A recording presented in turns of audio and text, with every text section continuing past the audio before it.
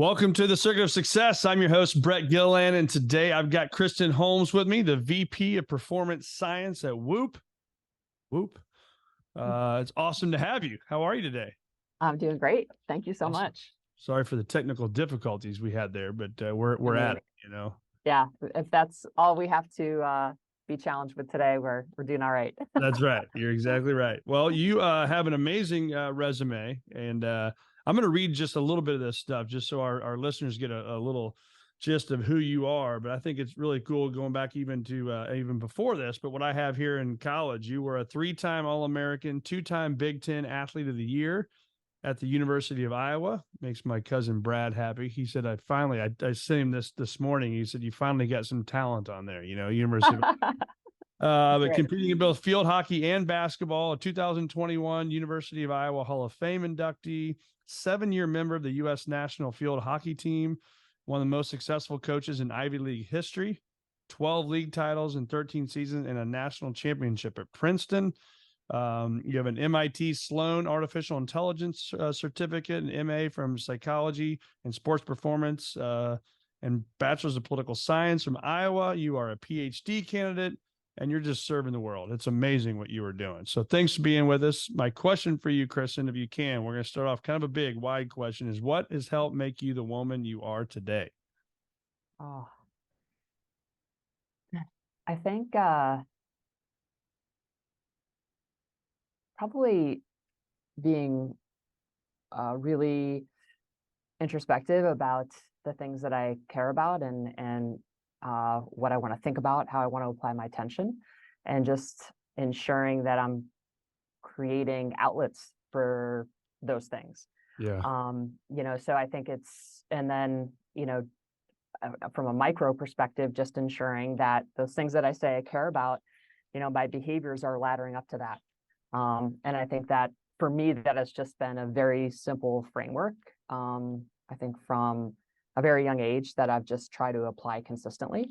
Yeah. And, I think, how you get to that is definitely through awareness and introspection. And I just don't know how we can, as human beings, like, I don't know, there might be other paths, but I think,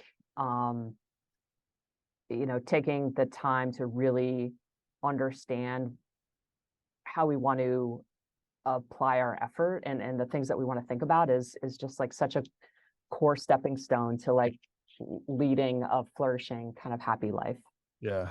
And so obviously you don't just show up to University of Iowa and do all the things you did. So your upbringing was a big part of that. Did your parents focus a lot on the outcome or more on the effort that you were putting in as an athlete?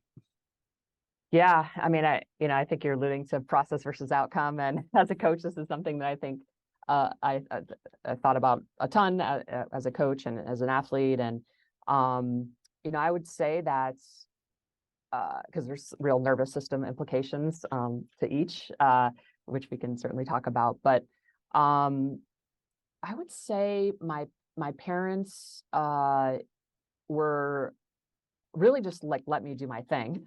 I think my dad, my dad played football at Nebraska. A big time athlete himself, and I think he really pushed my brother to play football. And my brother ended up quitting in 7th grade, and my brother's a few years older than I am, and I think that like really crushed my dad's soul. And I think like, so when it came to me, he just kind of let me do my thing. But I think always, I was just really a driven kid, and I had, a pretty tough household growing up. My mom was she struggled with alcohol her whole life, had a lot of mental health issues. So my dad traveled a lot. So, I was pretty unsupervised, to be honest.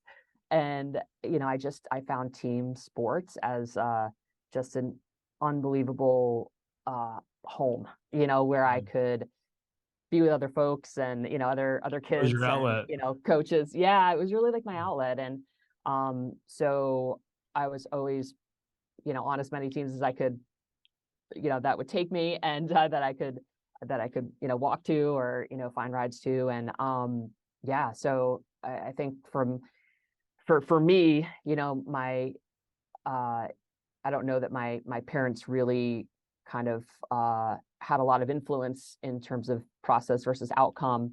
But I do know that, regardless of how I played, especially as I got older and was really competing at higher levels, it didn't matter how many goals I scored, how many, you know, uh, baskets I had. Like, it was my dad always, loved me unconditionally, and never seemed to place my worth on my performance. That Yeah. said, I did, and Right. it took me a long time to understand that and unravel it and start to not think about my self-worth in the context of my performance levels. And this was probably one of the harder, when I think about my early adulthood, this was probably one of the hardest things I had to work through. Yeah. It's but don't you think that also that being hard on ourselves, that maybe there was fear, maybe there was just that pressure, maybe it was just that desire to be great. Like, don't you think that matters though too? I mean, you got to want it, right? You got to go take it to the next level. Yeah, I think understanding your motivations though is important. Like, what is driving me? What am I running from something? Am I running to something? Am I motivated by emotions of trust? Am I motivated by emotions of fear? They have two very different impacts on our physiology, on our brain. Of course, those are interrelated. So I think getting to a place where you're motivated by trust, and you've got, I think, and there's, I think, some purity in those motivations. I think that is kind of a sustainable framework. Whereas I think operating out of fear will come at a cost eventually, and it's going Yeah. to rear its head in a way that you probably aren't going to be proud of. So I think understanding the root of emotions, and trying to, and I guess a very simple example, am I motivated by a fear-based emotion would be, jealousy, for example, and kind of some of those social comparisons that can come forwards, or am I motivated by a love of the sport, and just a passion for the technical aspects of the sport, or trying to solve like a problem. So I think understanding those motivations, I think, are really important in terms of just from a mental health perspective. Yeah. So if we can, let's dive into your day. I mean, obviously super busy, the work that you were all doing at Woop, and we'll dive into Woop here in a second. But if we can, talk to us about what's a typical day like for you. I know there's no probably typical day, but the Yeah. no miss habits that we're seeing that Kristen's doing day in and day out. Yeah. So I guess I'll talk about today. I woke up at 6 a.m. I'm really lucky. I have a track right by my house. Yeah, 6 a.m. Crushed about, I don't know, I guess 8 ounces of element. Yeah. So salt my water. And then hit the track, and I ran, I don't know, 400s, 8 200s, and 10 100s, and did some core work, some mobility, jogged back home, had a protein shake, showered, got in the car with my son, drove him to the New England Junior Championships. He's playing in the New England Junior PGA Championship Nice. today at Stowe Acres. Yeah, so get some car time with my boy, and yeah, dropped him off, and then just headed into work.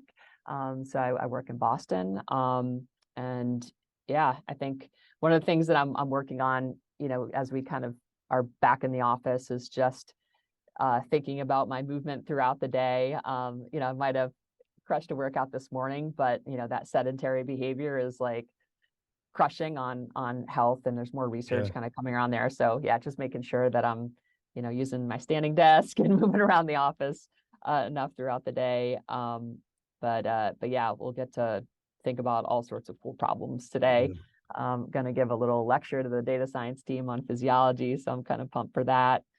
Yeah, and then so what will be in that? What's in that lecture today? So what are you talking about with this team? Yeah, So just some basics of physiology. So just kind of understanding, some of the core components. So what is homeostasis? Why is physiology research interesting? And why do we care about it at Woop? So just kind of helping people understand the research aspect of some of the things that we do here at Woop. And then really just kind of using the obviously we're a physiological monitoring device, right? So data science team is building our algorithm. So, and a lot of those folks don't have backgrounds necessarily in physiology. So what we're trying to do is just, give them a basic understanding. So kind of a science of Woop. So really thinking about physiology through the lens of Woop, across sleep, strain, and recovery.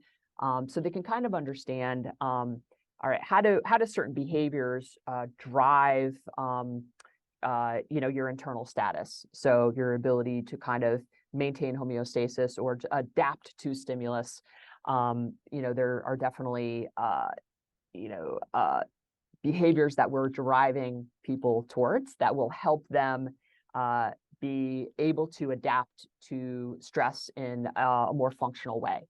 And that's really core to kind of what we do at Woop, right? We want to give people information so they surface data that helps them understand how they're adapting to stimulus. And, am I adapting in a functional way? So that is, the demands of the body, of the organism. Am I kind of am I living in a way that allows me to kind of match the demand of my environment? So kind of understanding that connection, or are there mismatches, and what does non-functional kind of adaptation look like? So that's kind of what the presentation will. So if you can give our listeners just the Woop commercial, if you will, of what is a Woop. Obviously I wear it. It's my sleep, my recovery, my strain, stress, all those great things, but give us the Woop from the inside. What's that commercial and what is a Woop? Yeah. So it's a 24/7 physiological monitor device. We're aiming to kind of coach you toward behaviors that will help you control the trajectory of your health. That's really what we're after. Like, we want to help you, Brett, understand your physiology better so you can make choices that will allow you to be more present in your life and give you more energy. And ultimately, I think, live your values, kind of to go back to the very first thing that we talked about. Like, it's all about, like, do I have the energy and the presence and the attention to be able to do the things that I care about in my life. And really, I think that's our kind of our core mission. It's not a watch, so there's no watch face. It's and as a result, we're able to put all of our computational power into kind of the fidelity of collecting every single heartbeat, at a beautiful sampling rate, industry kind of standard. So as a result, our underlying data is really, really good and enables us to build features that help you understand how you're sleeping, how you're recovering, and the kind of what type of load you're putting on your body. We help you understand your stress. So we have this really cool new feature called the stress monitor that helps you understand your stress throughout the day. So this is non-activity stress. So not the stress from my track workout, but the stress that I'm incurring in other parts of my day. And we have a strength trainer feature. So where we can actually quantify the neuromuscular load of your workout and feed that into our recovery, and also kind of help you get credit for those strength training workouts, which is always kind of a pain point for our members because it's very cardiovascular. Our strain score is very cardiovascular, and as a result, I do a track workout, I get a 12 strain, but I go into the gym and I feel like I crush myself in, a similar kind of way, but I only get a 7. And that has always been a little bit of a pain point. But now that we can actually measure your neuromuscular kind of load and effort, we're able to actually quantify that and kind of give you commensurate credit for that. And I think most importantly, kind of help you understand how you're recovering from that load. I love the stress monitor. I just said this on a podcast the other day. I was talking about it and I actually pulled it up during a podcast where sometimes people are like, oh my gosh, I got to be setting, this person was live in the studio with us, and it's, it's nerve wracking. It can be all this stuff, right? You could think that's a Mhm. high stress situation. But Mm. when I pulled it up to prove a point, and when I'm doing this with clients as well, I was like at a 0.8 on the stress meter, right? Wow. Which is Yeah. low, right? Which for Yeah. me, and correct me if I'm wrong here, but that tells me that I'm doing something that I love to do, right? Mhm. I'm in line with my values. I love sitting with Mhm. my clients. I love sitting in the podcast, learning. Like, Mhm. that's a big deal versus something else that could be super stressful. Then I can go back throughout my day and look, where was my Mhm. stressful moments, get more of that on my calendar or less of that Mhm. on my calendar. Is that a fair way to be using that? Yeah, I think that's a beautiful story. And yeah, I mean, I think if we how we perceive stress is really, really important and is going to impact our physiology. Yeah. It's going to impact our heart, right? If I perceive that stress to be good, um, you know, I am gonna that stress will maybe it could look the same on the graph as if I perceive it bad, but my ability to recover from that stress is likely going to be better than if I perceive that stress to be bad. Yeah. So there's kind of that component that I think is interesting and important for people to understand. Lots of science behind that. But I think the other thing too, Brett, is like it also might speak to just your fitness level too. So, what might be kind of, even if someone was doing exactly the same thing. Let's say you and I, we're both like loving what we're doing right now. Like this Yeah. conversation's like super excited and it's aligned I'm, with like what we value. Yeah, yeah, I'm at so a, great. I'm at a point Um, three right now. yeah, I mean, I think a lot of that is just is your comfort level in the setting, is the alignment, right? Like you're just fully aligned. You have a really good baseline fitness. Some people are going to rev higher just because they're not as fit, right? So yeah, I think there's like a lot of things kind of happening probably that Good. give you that low stress, but yeah, I mean, generally speaking, like and you have a green recovery today. So your body is like really primed to adapt to all sorts of different types of stimulus today, including kind of the cognitive stimulus. And there is no question that, if you're living your values, your behaviors are, aligned with what you say you care about, and you're incorporating, different modes of exercise, and you're, keeping your heart healthy, you are going to have a lower stress score.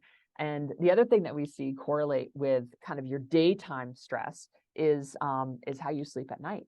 So if you have so if your perception, and this is just like, we need to do like a proper study, so this is just anecdata, but it seems that if you perceive stress bad and you've got really bouncy, high stress throughout the day, unmanaged stress, that will rear its head in sleep. So when you look at your stress monitor, you want to have a really flat sleep, like you want to have Okay. really low sleep. So that's something to kind of keep an eye out for. And I noticed for me, when I am not incorporating my breath work, and when I talked about my day, movement's important, and also kind of getting in just 5 30 seconds, five sets or reps, I guess, of 30 seconds of breathing. I try to do that throughout the day to kind of mitigate that negative stress accumulation. So I think if we're not managing stress throughout the day proactively, it can rear its head in sleep, and that's definitely a relationship that we see on stress monitors Yeah. is kind of unmanaged daytime stress, and kind of how bouncy your sleep is. Got it. That, and that's, I love the awareness of that. So that's helpful. And so maybe somebody that doesn't wear a Whoop yet, well, hopefully they'll go buy a Whoop right now, right? And That's you right. don't Yeah. buy this; it's just a monthly fee, and you get an unbelievable amount of data. And what I love is, Yeah. I was just with a guy golfing in a charity golf tournament on Monday, and he was wearing a Whoop. So we spent an hour probably throughout the day talking about Mm. Whoop, which is great. Yeah. But he doesn't do the journal. I'm like, dude, you got to do the journal. I'm like, the Mm. the monthly stuff you get at the end of the month of just tell me Yeah. what helps my sleep, what hurts it, what helps my Yeah. recovery, what doesn't. But for Yeah. somebody that doesn't listen or doesn't, I'm sorry, doesn't wear a Whoop, that talk about that breathing thing. Like, how important is that throughout your day? I can't Yeah. track it because I don't wear one, but if I did, what's that doing for me?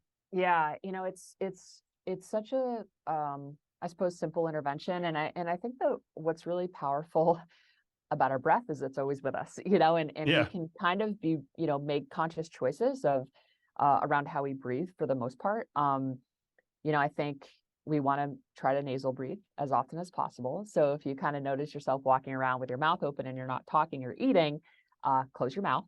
And I think, there are like, it's tape that you can wear over It's your mouth. literally going to be one of my questions. So yeah, which can be super helpful when you're trying to build a habit. My son and my daughter both, were kind of mouth breathers. And yeah, so it's taping the mouth when they're just watching a TV show or on, or doing homework or whatever. But I think becoming a nasal breather is very, very important, and a very strong relationship between cardiovascular health and your ability to sleep at night. So managing kind of breath throughout the day is very, very important. So you want to become a nasal breather. And then I think on top of that, we want to make sure that, and this is related, but slightly different. We want to make sure that we're, I guess, with every bout of kind of stress that we incur over the course of the day. So let's say, even though we both perceive this as good stress, we still need to recover from it, right? Right. So, after the session, doing, 30 seconds of, slow paced breathing is a great way to kind of deactivate the nervous system, right? So even though your stress is really low right now, you're still like slightly more activated than you would be maybe in another scenario, right? Where you're not engaged and like thinking. And so you want to just make sure that over the course of the day, you're having these activated moments, which is awesome and important. And then you're mapping it with appropriate levels of deactivation. So we're talking about it from an autonomic nervous system perspective, right? So if you're constantly activated, right, and not mapping that activation with moments of deactivation, you end up building stress. And these are just kind of acute moments, but they end up being kind of, they end up becoming kind of, it becomes more chronic stress, right? If we're not managing it, right? Our body can only manage activation for so long. So, mapping that activation with moments of deactivation with 30 seconds of just a shorter inhale, extended exhale. You can do in through the nose, out through the mouth, or in through the nose, out through the nose. For 30 seconds, 4 or 5 times a day will actually go a long, long way to helping mitigate that negative stress accumulation, and most important, help you fall asleep and stay asleep at night. Yeah. See, I love this because, I talk a lot about meditation. That really helped me get through still am very anxious person, a lot of nerves, right? But the meditation changed my life. I mean, it literally changed my life of being able to look at anxiety as an ally, as a friend. It's probably never going to go away, but now how to control it. But I've also learned, when I'm in stressful situations, just maybe you're in a meeting, is that breathing part is you can quote unquote meditate or breathe, and lower that heart rate in a meeting, right? Without somebody even knowing that you're doing that. And I think it's just so critically important. I love hearing you talk about it. And because we take it for granted, right? We wake up, we're breathing. We go to sleep, we're breathing. In the middle of the night, we're breathing. It's like you just do it. But the more you consciously focus on it, the better it is and the better you can perform throughout your day. Yeah. And I think it's just underrated as like such an important like key to health. It's like it's the barrier to entry is actually really low. Like we just literally practice closing our mouth. Like I don't have the actual numbers of how that actually helps our health span, but it's pretty massive, especially given how much we breathe, right? We want to make sure that we're breathing properly, right? We haven't, we're not, a lot of this mouth breathing is just a function of modernity, right? So, we just need to get back to nasal breathing, and I think it's our muscles will work more effectively. Our brain is going to work more effectively. Every organ, cell, tissue in our body is going to work more effectively. So nasal breathing is I think really important, and then that breath work. Well, it's cool because I've seen more and more people, tape their mouth and do all that stuff either while they're sleeping or while they're working out. And while I was, Instagram stalking you, getting my research for today, I saw you did one like, I don't know, 3.5 years ago. You were working before out. It was vogue. So I'm like, all right, there's something to this. If she's doing this 3+ years ago, I'm like, all right, there's something there. Yeah. And I've totally, at this point, like I don't have to tape my mouth anymore, but I was taping it during weight session.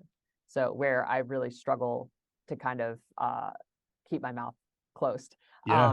But yeah, I was just kind of, so that was a post run, about to get into my weight session. And yeah, was just trying to kind of ramp up the I guess difficulty just by focusing on nasal breathing. Yeah. Incredible. Let's talk about synchronizing our circadian rhythm. What that means, why is that so important? Let's talk about it. Yeah, this is another one, I think, right, with breathing, that I think people don't necessarily maybe understand or think about or realize, like, how powerful of a lever it is to improving really every aspect of human health. So our bodies are naturally want to naturally align to the light dark cycle. So, right now it's daytime, so the sun is out, and my body is taking in cues from the environment. It's taking in cues from my behaviors as well. So when I eat, when I go to bed, when I wake up, when I exercise, when is that those moments of stress? When is that the moments of relaxation? So all of these things are really are the cues, the most important cues that are going to tell my body, my cells, my tissues, my organs, what it is they need to do. And when we are behaving out of sync to the light dark cycle, that puts enormous stress on my system. So you can think about when I'm aligned, so it's the daytime and I'm getting lots of natural light, my body's really happy and it feels safe because what my body's expecting endogenously is being kind of confirmed and validated with what's happening externally. So we call that circadian alignment.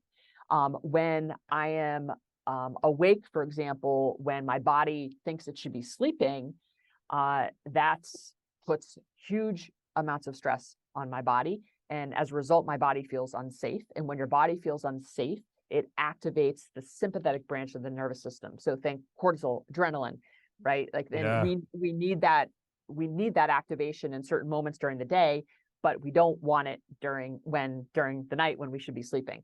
So that's just one example of kind of desynchronization. And we know from the literature, the extensive literature, when our circadian rhythms are desynchronized, that leads to all sorts of deleterious health outcomes. So we know that, I'll save some of the really morbid night shift worker data, because I know it's like I've read those studies that you guys put in in your deal. Yeah, it's terrible.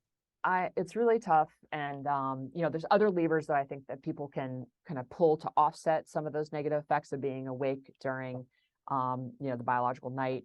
But bottom line, folks want to try to create as much synchronization, as much alignment with kind of the natural light dark cycle. So that's kind of number one. So morning, you want to get as much natural light as humanly possible. And it doesn't take that much, but get yourself outside. Within an hour of waking up, you want 5 to 20 minutes. An hour if you can swing it. And I know that's not practical for everyone, but do your best to get outside.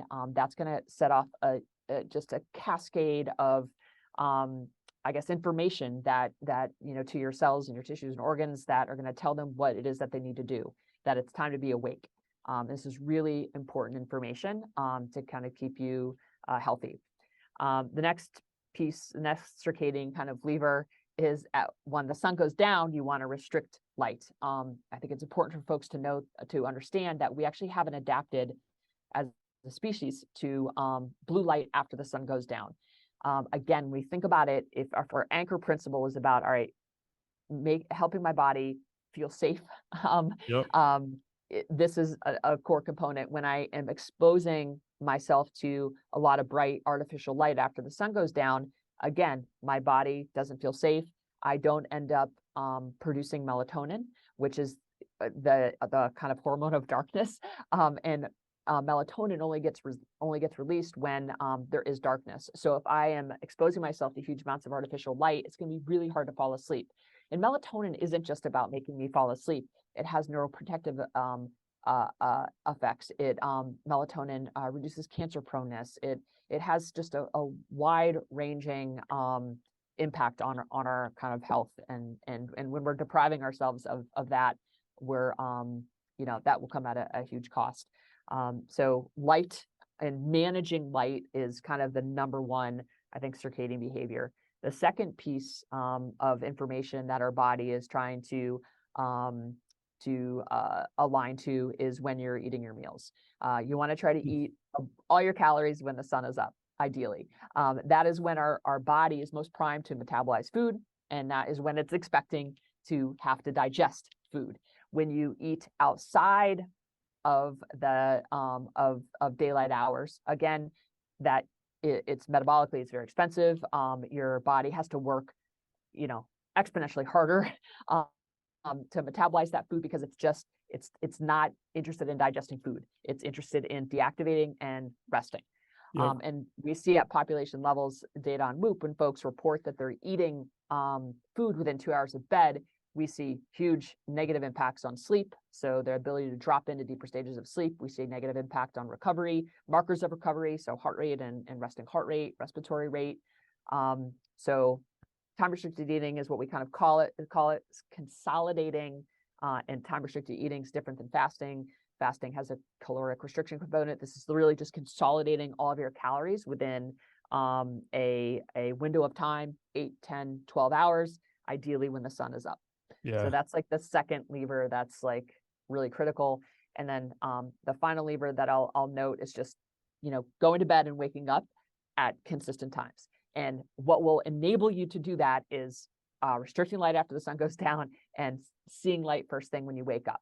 And when you do that, you will fall asleep and stay asleep generally, have just this beautiful restorative sleep for the most part. But stabilizing sleep-wake time, and we see in our data, for every minute after 45 minutes of variability of when you go to bed and when you wake up, we see decreases in heart rate variability, which is negative, and increases in resting heart rate.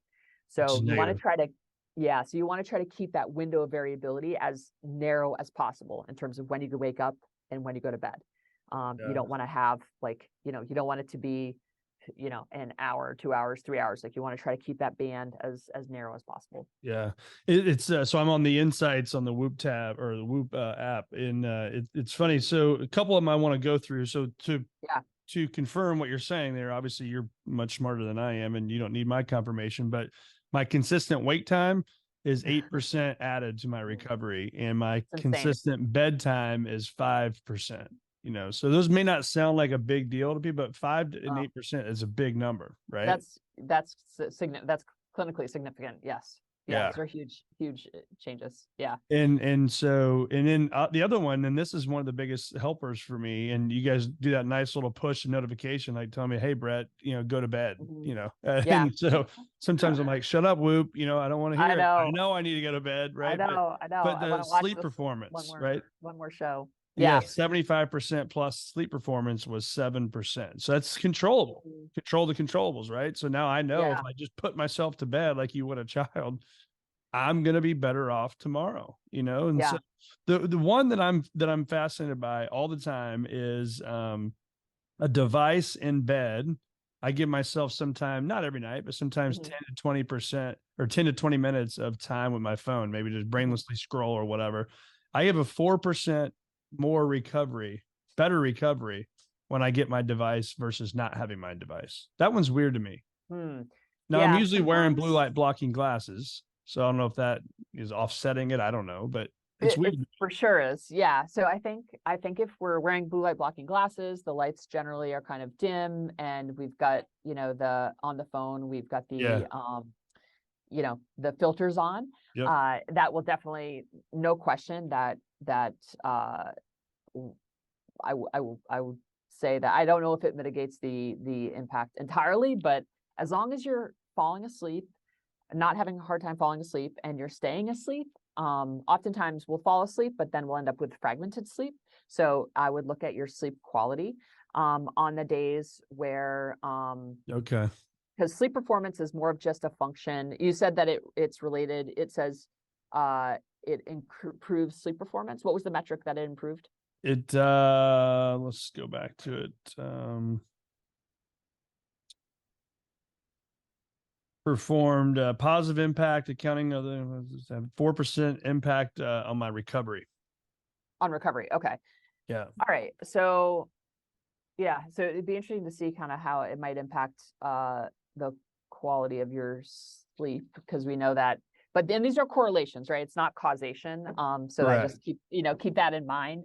And we're not able to kind of perfectly constrain our models necessarily. So there's going to be some where you're like, oh wow, this is interesting. Yeah. But that said, like, what, scrolling for you is relaxing. Like you're kind of checking some sort of mental box that's important, and as a result, like, it doesn't have a negative impact. So when you are able to kind of go through, and part of it too is routine. Like, I think it's like we've got this stack of behaviors in the lead up to bed that are going to either promote our sleep and recovery, or they're not going to promote our sleep and recovery. So that is just a behavior that that seems to not have a negative impact. I'd be interested on how it impacts sleep. As we're thinking about it, talking about it, it also makes me think too, is like, that's maybe the one time in my day where I'm not, doing something for work or doing something. No with one needs you. Nobody needs me. It's just like, I call it Yeah. Brett time, right? It's like, I can just chill, right? And just kind of brainlessly look at something. And it's people I enjoy to follow, right? I get inspired. Yep. So that's absolutely. probably that. So that's good stuff. Let's dive into, if we can, a little bit about cold plunge versus sauna. We talked about obviously the importance of sleep, but I wrote down cold plunge, sauna, sleep, hydration, movement. Those are all, critically important to anybody that wants to, do anything in life. But talk about the cold plunge versus the sauna. Okay, so this will be part of the physiology lectures, talking about this concept of hormesis, and everyone should kind of understand that concept is basically what doesn't kill you makes you stronger, and that's really what's happening with sauna. These extreme temperatures, sauna and cold plunge are kind of creating this phenomenon that's called hormesis. It's a stress. You're stressing the body in a functional way that allows you to basically adapt to future stress in a more functional way. So it's kind of like, so you want to, for organisms, like, it's really important that they undergo certain amounts of stress. And frankly, modernity has like removed so much of that stress. And as a result, we have become, I think, a lot softer. The comfort crisis, Michael Easter, I actually just talked to him the other day. He's like such a fascinating man, but I think that we need to, that's why I think you see this emergence of like, people engaging in sauna and cold plunge, because, we just don't actually get enough stress, that type of stress throughout the day, like environmental stress, right? Yes. And what I'm talking about is, kind of extreme heat and extreme cold, and like our body having to kind of adapt and work through that is actually is important. And so that said, there is a point of diminishing return in both of these modalities. So sauna, I think the recommendation is 4 by 20 minutes at I think 180 degrees Fahrenheit. Will elicit tons of positive effects on the system. And cold plunge, I think very simply, I think it's really not that cold. Like, you can do 59 degrees or less. The colder, probably the shorter amount of time. I think 59 degrees, you probably need to spend 5 or 6 minutes in temperature like that to kind of elicit the effect. But from what we've seen, 12 minutes per week, divided into kind of 4 sessions, where you're, kind of shocking the system, cold shock, heat shock. There's lots of, you release endorphins, and, so there's like a cascade of really positive, neurobiological kind of components that that I think get people to keep coming back to these modalities. It's like painful as you're doing it, especially the cold, but afterwards, you get this like, hit of dopamine. Amazing. And you feel really good. But really what that does, and I think when we think about this principally, there's just a bunch of behaviors that we can engage in that kind of stress our system in a way that's going to allow us to adapt to future stress more functionally. So I think when we think about cold and hot like that, there's an immunoprotective element to that as well. So we're increasing our resilience, right, by undergoing this kind of short-term intentional temporary stress. Right. And it's important, like me getting thrown into a 32-degree lake off a boat without knowing, I mean, and not knowing if I can recover from that is not good stress, right? Like that's so what I'm talking about is really intentionally kind of, choosing these modalities. So that intention, I think, is kind of part of the package. But yeah, really core. You mentioned hydration. We also see that relate really strongly to recovery when people are underhydrated. We see that impact recovery really significantly. So just getting it's just like an ounce for every pound of per pound is kind of a prescription if you're working out a lot. So if 170 pounds, I gotta drink 170 ounces of water. Yeah, and it's probably like maybe 0.7, 0.6. Just depends on your activity level. If you're not like out and about a ton and working out hard, I'd say 0.6, 0.7. Got it. Yeah. Perfect. Let's talk about this new book you've got. Oh. Speaking of that, we'll take a water break here. Yeah. Sorry, no. So I wrote a poem for my daughter for Christmas, and it was entitled Yes, and it was just kind of all the lessons I had kind of learned in my life, but more not all the lessons, but just around how do we think about what do we say yes to, and I kind of try to put a positive spin. We talk all about like, oh, what are we saying no to? And I just wanted like kind of a set of principles for her where she can kind of think about, all right, what are the things that we actually say yes to? And yes to the curves of the petals, the great problems you want to solve. Like, so it was really around like, saying yes to the great problems you want to solve, like, saying, and so it was like kind of an emotional kind of journey, for me to kind of, I think, write this book. But it started out just as, really a poem, and I framed it for my daughter, and and she was like, Mom, she's like, I really think other girls would really benefit from these messages. And wow. And which is like so sweet of her to say. And she's like, you should put this into a little book. And so I started working on the illustrations, and just just published it a month ago. I love it. I know it's on your Instagram bio that you can find a link there and buy that on Amazon. So we'll put that in the show notes. And how cool. I mean, think about even the mindset there. Like, I mean, you just kind of said it that, like, it's just normal in your household. Your daughter's like, put that into a book. I mean, think about that, right? Like, not everybody just thinks about, hey, let's take a poem and turn it into a book. Like anything is possible, right? I mean, that's a big deal. That's a really big deal. Yeah. It was really a really sweet moment. And I don't know, I never really asked her like kind of why she said that, but I think she was just, I feel like it resonated with her, and I think she was like, other girls could really benefit from this message. But it's neat that she kind of like put an action to it, it's awesome. Cool. Awesome. Well, I got 1,000 more questions that I could ask, but I know you're a busy person, so let's do one more question here. I got your Instagram up. I'm gonna have you, we call this the Instagram game. So you're gonna pick a number between 1 and 10. Okay. 7. Okay. 6. Oops. Okay, now between 1 and 3. 2. All right. Number 2 is right here. If you remember this, Legacy Expeditions, it says Okay. Legacy Expeditions team consisting mainly of former U.S. Special Operations Services members will attempt to skydive into all 7 continents in 7 days while trying to raise $7 million for Folds of Honor. So Mm. talk to us about the importance of that post and talk about that. Yeah, so Legacy Expeditions is just this incredible uh uh I suppose it's a company owned by former special operators, and the whole goal is to kind of create these expeditions where they can, shine a light on, in this case, Folds of Honor, kind of create these really grueling expeditions that kind of give those former special operators, a sense of purpose and mission.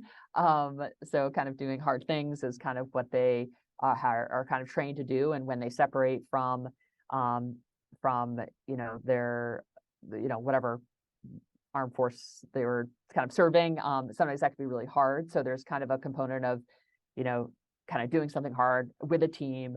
So there's that fulfillment, and then secondly, because it's like a grueling mission, it gets lots of press, and they're able to leverage that press to raise money for, in this case, Folds of Honor, which is an incredible organization that raises money, gives money to families who have had they've now extended to tactical athletes too. So firefighters, police women, men, armed forces. So if they've had a death of a parent, the child can be the benefit of the educational of the scholarship. Phenomenal. Yeah. So it's Colonel wonderful. Dan Rooney. Yeah, that's right. So I did, for this team, I did the physiology. So I kind of helped them understand, how to prepare for this mission, just using the data. And then we did a whole analysis of the data over the course of their mission to kind of just see what was happening physiologically in terms of strain and recovery and sleep. Yeah. So it's 7 days, 7 continents, 7 jumps. So it was pretty amazing. It's awesome. Well, I lied and said I got one more question. You can see it here Okay. on my microphone. F greater than P. Your future is greater than your past. That's our mission statement of our firm. So when you hear that, I'm helping people achieve a future greater than their past. I believe that's exactly what Woop is doing. It's exactly what you are doing. So what comes to mind when you hear that? Yeah, I mean, I guess I go back to, like, one of the reasons why I joined Woop is I wanted to impact health at scale. And I think a lot of what I do today, the choices I make today, are going to position me and my future self either in a positive way or a negative way. And I think just the relationship between, it's like what happened yesterday doesn't, it's just, there's not a whole lot I can do about it. But today I have a ton of control over the things that I do. And I understand that that's, there's a lot of privilege that comes with that. But I think I've organized my life, and I've worked hard, and I've basically kind of created a scenario where I have a lot of choice in what I do, and how I live, and how I treat other people. And I can make, choices that are going to help my future self or not. And I suppose that's kind of what I think about when. I love it. Yeah. I love it. I love that. Awesome. Well, Kristen, thanks so much for being on the Circuit of Success. I mean, amazing takeaways for me today. I took a couple pages of notes, and hopefully people will run out and get a Woop, and they'll understand that. Now, obviously, I get paid nothing for that. I think it's an amazing thing to do, and it's really helped change my life and make my choices to be better every single day. It's what you want. I love it. Well, it's so Thanks so wonderful much for to being talk with to you. us. Yeah. Thanks for all your good work.